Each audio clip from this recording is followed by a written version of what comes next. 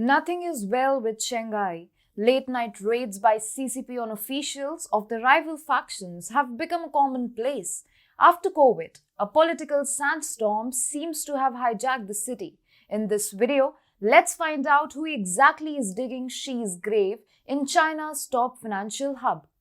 Hi and welcome to TFI Global, the foreign affairs and geopolitical analysis arm of the TFI Media Group. I'm your host, Vedika.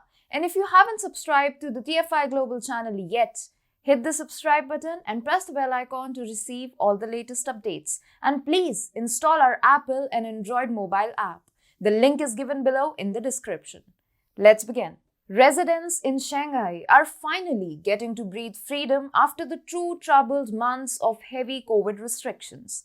However, for some CCP officials, things have just got worsened.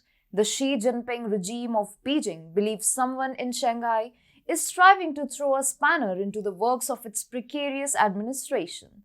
There is someone who doesn't want to see Jinping getting re-elected this autumn, someone who is waging a silent war on his regime. The BL News, a news outlet monitoring political developments in China, recently claimed that top Chinese officials are facing ruthless political purges.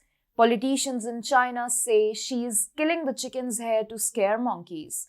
Monkeys who Jinping believes would soon be breathing fire down his neck as soon as they get the best opportunity.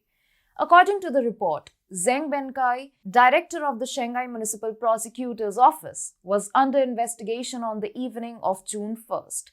The Shanghai official was raided immediately by the Central Commission for Discipline Inspection, bypassing the Shanghai Disciplinary Inspection Commission. Zheng Benkai was the leader who presided over the Shanghai Procuracy Systems Epidemic Prevention Team during the last months. It's believed he may have tried to capitalize upon the rising anti-CCP sentiments in Shanghai due to the zero-COVID policy to wage a political war against the Xi faction. Importantly, Zheng Benkai hails from Xiang Zemin's faction of CCP, which is also known as the Shanghai faction. This faction enjoys great repute among Shanghai's business community and dwarfs other factions in terms of financial muscles. The Xi administration believes Zheng Benkai was digging Xi Jinping's grave in Shanghai by mobilizing Shanghai's business community against the government. Actually, authorities in China are stupefied at the fact that the Shanghai business community has suddenly taken a sharp turn against CCP's policies. In May, the community had written a joint letter to the CCP calling for political reforms and the release of political prisoners.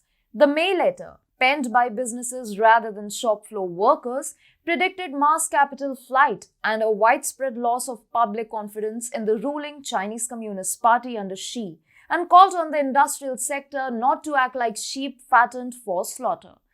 It is a pity that some of us entrepreneurs and investors who are slightly successful despite sitting on investments of hundreds of billions of yuan in Shanghai and across the whole country and employing millions of employees are still struggling, the letter said.